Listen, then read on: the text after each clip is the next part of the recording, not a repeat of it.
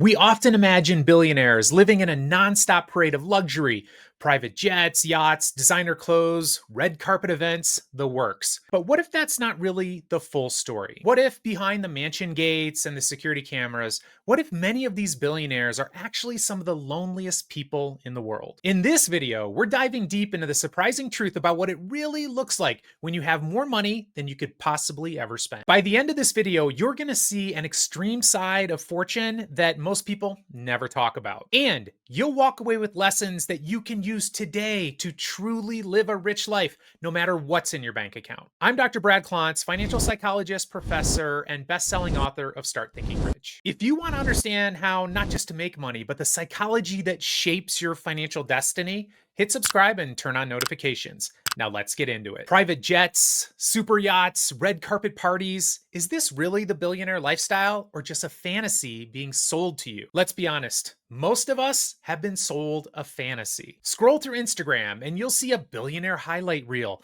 luxury vacations, $200,000 watches, and champagne flowing in private clubs. But here's what you don't see. The majority of billionaires, they actually don't live that way. And for those who are in the public eye with those luxurious lifestyles, when the cameras are off, when their entourage goes home, it's just them alone in their mansion, and it echoes. Money can buy privacy, but it also builds up walls. And those walls don't just keep fans out, they keep connections out too. When you strip away that luxury, the truth is that billionaires are human beings with the exact same core needs that you have and that I have. They need to feel like they belong. They need to feel seen, and they need to feel loved for who they are. And that's where the paradox begins. The more wealth they accumulate, the more those simple human needs slip out of reach. Here's the dark side of extreme wealth. What did it cost to get them there? Let's think about what it actually takes to build a billionaire empire. For most, it's decades of relentless work. It's long nights, endless travel, high stress, constant pressure. Sadly, relationships get pushed aside, family moments missed, health sacrificed. By the time most billionaires have made it, they've paid a price far greater than money. And here's the twist. Once they finally get there, life doesn't necessarily get easier. In fact, for some, it becomes even more complicated. Whether they're in the public eye or not, they tend to live under constant scrutiny. Every move watched, every quote dissected. Imagine this. Imagine never knowing whether the person sitting across from you at dinner genuinely likes you for you, or if they're just doing the math at somehow they can take advantage or somehow they can benefit from knowing you. Many billionaires that I've talked to describe feeling like they're living inside a glass bowl or like an aquarium where they really can't touch the outside and people see them for the image that they want to see them, not for who they really are. They feel like people don't actually know the true them. What would happen if there were only a handful of people in the entire world who could truly understand your problems? Here's something that most people don't consider. As your wealth grows, your peer group is going to shrink. There are only a few people on the planet who can really relate to the pressures of running a multi-billion-dollar company or managing generational wealth. So, who do you talk to? Who can you confide in when your problems are bigger, at least monetarily, than most people can even imagine? Are you going to complain to people who have less money than you about feeling depressed or about your difficulties in life?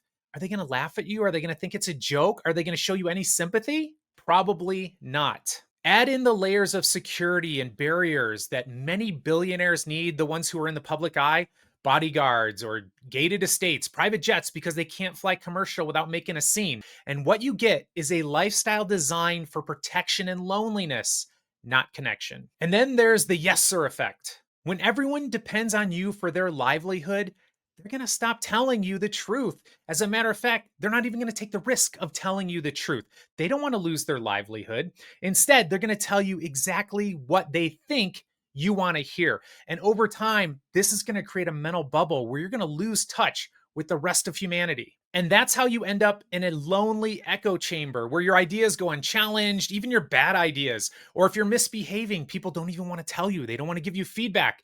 And your world gets smaller and smaller, and you probably get more delusional. Ironically, the higher you climb the ladder, the fewer people you can trust to help keep you grounded. It's not just lonely, it's dangerous because when nobody tells you no, you're going to lose perspective. So if billions of dollars don't guarantee happiness, then what actually does? Eventually, most ultra wealthy people end up hitting a wall. The thrill of accumulation starts to fade. The yachts, the houses, the cars, they stop bringing joy. And I know this is going to be hard for you to relate to, but this is exactly what happens. And that's when something shifts. It becomes a crisis for many ultra wealthy people. And the solution, quite often, is finding a new sense of purpose and a new sense of meaning. You've already become uber successful in your particular field. How can you find purpose outside of that? That's when you start seeing billionaires turning to philanthropy, where they're giving away massive portions of their wealth. And no, it's not just for tax reasons. Are you kidding me? They don't need any more money. They don't need to save money on taxes. Don't be silly. Many of them have more money than they could spend in their entire lifetimes. No, they turn to philanthropy because deep down they're searching for something that money can't buy: a sense of connection and a sense of purpose. Because here's the truth: real happiness, real fulfillment, it doesn't come from net worth, it comes from self worth. It comes from meaning, love, connection, a sense of community. That's what really matters. And that's something we all crave. Whether you have $10 or you have 10 billion, we want to feel a sense of meaning, a sense of connection, a sense of love, a community who cares about us. That's what we want. Once you hit a certain level of money, I mean, an extra 5 billion, 10 billion, it's not going to lead to more happiness because money can't give you what you need most inside. But strong relationships, gratitude, a sense of purpose, absolutely will make you feel happy and fulfilled. That's why after people have met their financial goals, many people shift their definition of rich to a sense of meaning, not in terms of dollars, but in terms of the impact they're making in the world. They realize that true wealth comes from who you are and what you give, not what you get. What if the lessons that billionaires learn at the top, what if that could help you live a richer life now? Here's the good news: you don't need to have $1 billion to learn the lessons that billionaires learn, because they have achieved success. They have all the possessions they could possibly want. That's when they learn the real definition of wealth. It's not about possessions, it's about peace. We live in a world obsessed with more stuff, more money, more success, more attention. But more isn't always better. In fact, too many options can lead to a sense of stress, anxiety, constant dissatisfaction. That's called choice overload, and it's something that billionaires struggle with every day. They can have everything, they can have anything. So what do they really want? What really matters? Because true fulfillment comes from the opposite: less noise, less distractions, deeper relationships. It's about sitting at a dinner table with the people you love, people you're connecting with. It's about being involved in their lives and feeling like they're there for you. They love you at a deep level. And if you really need them, they're there. That's truly what wealth is. So stop scrolling on Instagram and feeling bad about yourself with people who seem to be living this life of luxury. Of course, I want you to get everything you want out of life financially, and I believe you can have it. But remember this: there is no magic happiness that you're going to feel deeply fulfilled and all your problems melt away if you get a certain amount of money. Sure, more money is going to make you happier. I guarantee it. But it's not going to really fill you where it matters most, with your sense of connection and love and community and purpose and meaning.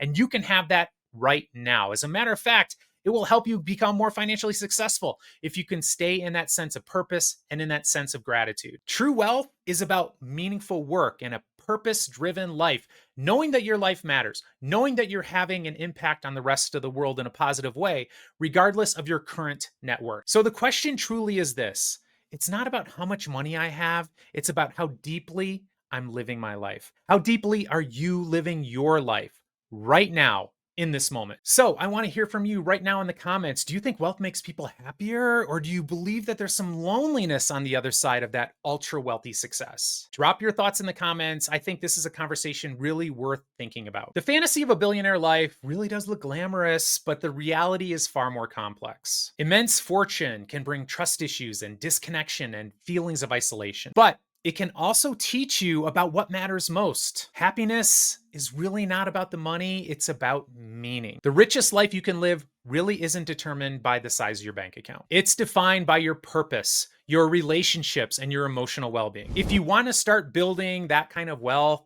the kind that really truly fulfills you, check in the description for resources and tools to help you create your vision of a rich life. I'm Dr. Brad, and I'll see you next time.